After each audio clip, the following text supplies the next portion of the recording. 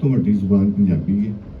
पिछला असी जिहड़ा इजलास कीता सी मीडिया ते पाकिस्तानी कौमी जुबानां, असीं पहले तो कौम ते कन्फ्यूज हुंदे आ कि कौम है की है, क्योंकि साडे कोल जदों चल रहा हुंदा है मीडिया दे उत्ते ते कोई कह रहा हुंदा है कि शिया कौम, कोई कह रहा हुंदा है सुन्नी कौम, कोई कह रहा हुंदा है वहाबी कौम, तो कोई कह रहा हुंदा जट कौम, तो कोई कह रहा हुंदा राजपूत कौम।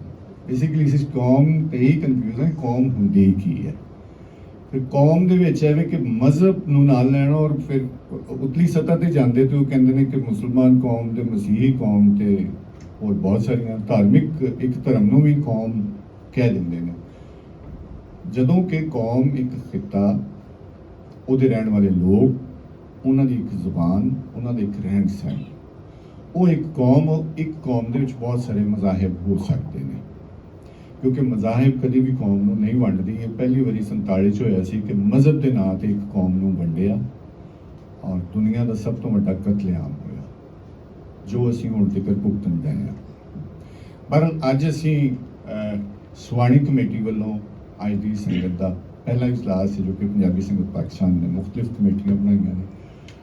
सुवाणी कमेटी की कोआर्डीनेटर ने कैसरा सदीक, और इन्हां दी कोशिश नाल ही और इन्हां दी प्रेरणा नाल ही अज का जिहड़ा इजलास है उन्होंने डिज़ाइन किया गया, और उस हवाले नाल सो मैं समझना कि अज का इजलास इस करके भी बहुत अहम है कि ये मेरा बड़ा चाह सी जिहड़ी शख्सियात अज असीं बुलाईआं ने गलबात वास्ते। डॉक्टर फौजिया चीमा जी दे नाल ना एडवोकेट लिखिया होया, इन्होंने लिखा मैं तो एडवोकेट नहीं। शाज़गिया चीमा जी ने कहा कि मैं तो एडवोकेट नहीं। मैं उन्होंने कहा जिहड़े साडे बैकड्रॉप बनाते हैं, मैं कहा ये एडवोकेट जिहड़ा ना माइनस कर देना, लेकिन मैं समझना कि एडवोकेट नहीं, क्योंकि एडवोकेसी ये नहीं होंगी कि असी सिर्फ कोर्ट में जाके कोई केसेस वगैरह अगर लड़ने हैं। असल में तो मीडिया के जिहड़ा तुसी केस लड़ रहे होंदे हो, तुसी नुमाइंदे होंदे हो अपनी धरती के, अपनी कौम के, अपने लोगों के। सो मैं समझना कि उस एडवोकेसी नालों यह एडवोकेसी बहुत वड्डी है। सो इन्हां दे नां दे नाल फिर भी लिखिया रहा, और चलो ठीक है, उस माने विच असीं इहनूं बहुत बेहतर लैंदे आ। इस धरती ते जदों सत सिंधु की धरती दे विच असीं शुरुआत वेखने ते साडा मादरसरी निज़ाम है। मादरसरी निज़ाम दे विच ना तो कोई जंग हुंदी सी और ना लड़ाइयां हुंदियां सन, मैनेजमेंट बड़ी अच्छी सी, और मामला बहुत अच्छे सन। जदों दे आर्याज आए ना, आर्याज दे विच क्योंकि वो पेदरसरी निज़ाम सी और उत्थे आके साडे मसाइल काफ़ी सारे विगड़े।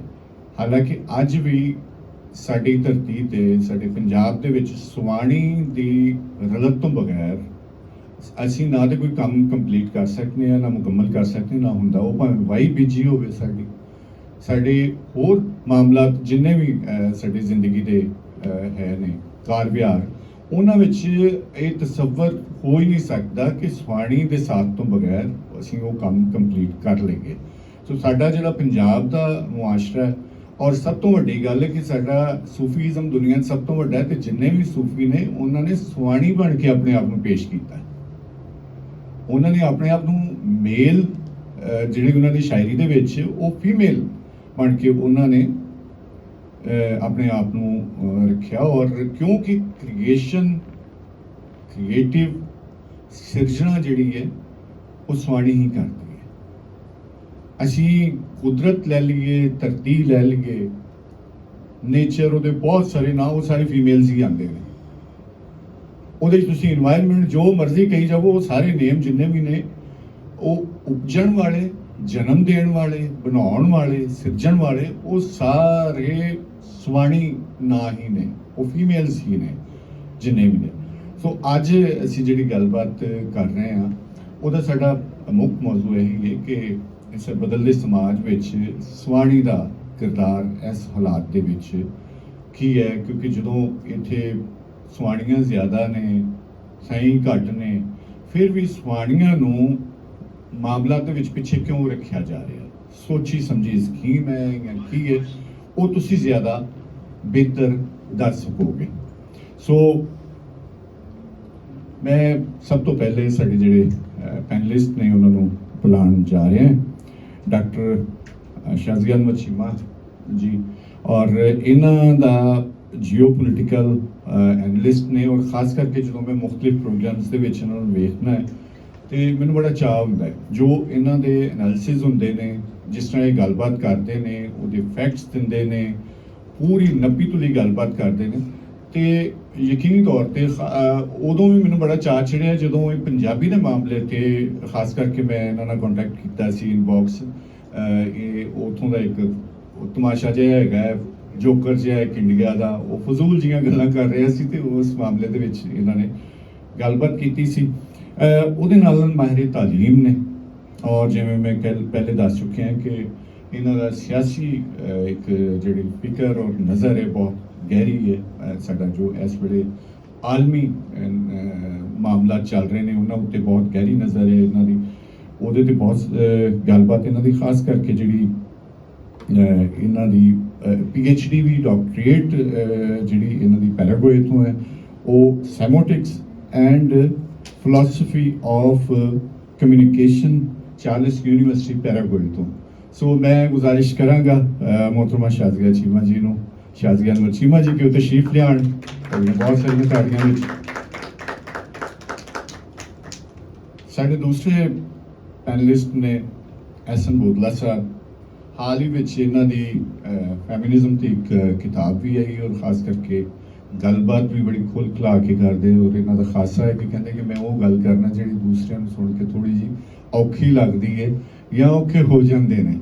सो अज इन्हों की असी गलबात सुनांगे, तुहाड़ियां बहुत सारिया ताड़ियां जनाब एहसन बोदला साहब। अच्छा, इस बात के नाल मेरा बहुत पुराना ताल्लुक है, एक दबंग सुआने जिन्होंने कहते हैं कि असी आम महफल में गल करन लगे भी बारी सोचने करिए ना करिए, सोशल मीडिया से खुल खला के गल करते हैं। सो अच्छी गल है कि साढ़े च एक रंगा रंगी जी है वो दे नाल सच बोलना तो वो बोलना जो लोग बोलण तो डरते हैं। असी गल है कि जिसम के जिन्ने भी आज़ाद ने इन्हों के ना अगर नहीं लैने रखे गए ने तो फिर रखे काहदे लिए ने। अगर उन्होंने तो असी कोई गल करना चाह रहे हैं किसी के बारे होंगी है तो यकीनी तौर पर असी उसकी गल करांगे, या किते असी लिखत पढ़त विच लियाने हैं या किसी ने दसना चाहते हैं तो असी उन्होंने औखिया क्यों करने हैं। ठीक है, वो असी उर्दू के नाँ से जोड़ा इन्होंने बहुत बड़े इदारे बनाए हुए हैं, अरबां रुपया ला रहे हैं, तो एक जोड़ा थर्मामीटर है वह नाम आला है मिक्यासे हरारत। ठीक है, और यहो जे पता नहीं किन्ने क नां, ते वो जो ब्रेक का एक नां रखा उन्हें कि भाई उन्होंने एक्सीडेंट हो गया जिन्ना चिर ब्रेक का नां लैना जी, जिन्ना तुसी रखा होया पाए दाने फलां फलां फलां फलां, वो फजूलियात है। मतलब असीं आसानी पैदा करते हैं। इल्म की हुंदा है? आसानी पैदा करना, समझाना, इदराक, ए इल्म का खासा यही हुंदा है। सो ਉਹਦੇ ਵਿੱਚ बहुत खुली डुली सोहनी गल करने वाली और बहुत सोहनी शायरी करने वाली इस बार नोमीना मैं गुजारिश करांगा कि वो तशरीफ लियाण अज दी साडी पैनलिस्ट ने। अच्छा, ये होस्ट भी ने, इन्हों का एक तारुफ है भी है। अच्छा, साडे अज दे जिहड़े मॉडरेटर ने वो सुआणी कमेटी के कोआर्डीनेटर भी ने पंजाबी संगत पाकिस्तान के। सो मैं गुजारिश करांगा, इन्हों का समाजी काम बहुत सोहना है, फिक्र बहुत सोहनी है, लिखत बहुत सोहनी है। कैसरा सदीक वास्ते बहुत सारिया ताड़ियां।